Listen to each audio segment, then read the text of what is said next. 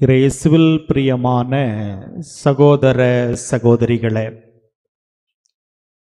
பொது காலத்தின் முதல் வாரத்தின் செவ்வாய்க்கிழமையிலே புனித அந்தோனியாருடைய அருளையும் ஆசிரையும் பெறுவதற்காக ஆர்வமாக வந்திருக்கின்றீர்கள்.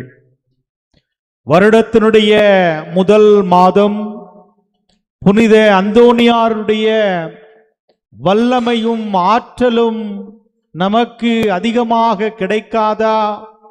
அதன் வழியாக நம்முடைய குடும்பங்களில் இருக்கின்ற பிரச்சனை தோல்விகளுக்கு ஒரு முடிவு கிடைக்காதா என்ற ஒரு ஏக்கத்தோடு ஒவ்வொரு செவ்வாய்க்கிழமையும் நாம் ஆசையாக நம்முடைய பாதுகாவலர் புனித அந்தோனியாரை தேடி வருகின்றோம்.